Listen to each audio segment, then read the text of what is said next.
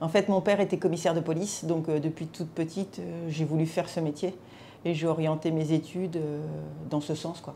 Donc j'ai passé le concours de commissaire parce que c'était ce métier-là que je voulais faire. Donc je suis rentrée, j'ai réussi le concours en 1997. Donc ça fait 24 ans maintenant que je suis dans la police. Quand on arrive le matin, on regarde tout ce qui s'est passé pendant la nuit, s'il y a des événements d'importance, des choses sur lesquelles il faut qu'on revienne après en réunion du matin avec tous les effectifs qui font partie de mon état-major. Et puis on donne la ligne de conduite pour la journée, voire pour les jours à venir, en fonction de ce qui est prévu comme manifestation sur la voie publique, en fonction des différents événements qu'il peut y avoir et qu'il faut qu'on anticipe. En tant que femme, il faut quand même avoir un caractère assez fort, parce qu'autrement, c'est un peu compliqué dans le milieu policier. Donc quand on est en haut de la hiérarchie, c'est certainement un peu plus facile que pour les femmes qui sont gardiens de la paix ou officiers, parce qu'ils ne peuvent pas forcément nous faire des remarques désobligeantes ou misogynes en face, puisque généralement on est leur supérieur hiérarchique. Mais notamment en Calédonie, c'est là où j'ai trouvé que c'était le plus difficile d'être une femme à responsabilité.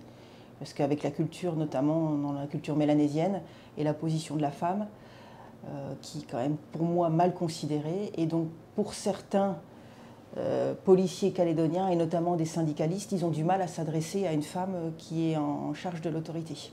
Alors à une époque, il y avait des métiers, des spécialités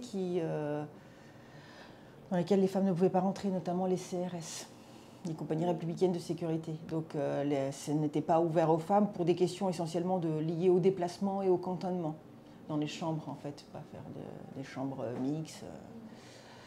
Mais maintenant, tout a été ouvert, parce que je crois que la police avait été condamnée par l'Europe.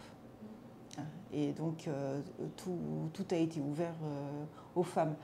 Maintenant, certaines spécialités pour lesquelles il y a des tests physiques très poussés, automatiquement, une femme va avoir des aptitudes physiques plus limitées qu'un homme. Même la BAC, la brigade anticriminalité, il y a de nombreuses femmes qui intègrent les BAC. Donc, on peut être de corpulence plus faible qu'un homme, mais avoir des techniques professionnelles qui fait qu'on peut interpeller de la même façon qu'un homme. Il y a des hommes qui ont un embonpoint qui fait qu'ils sont plus forcément très capables sur la voie publique, alors qu'une femme va pouvoir interpeller facilement. Donc en fait, tout est une question de forme physique et puis d'entretien. D'entretien surtout. Et puis une femme, elle peut apaiser les choses.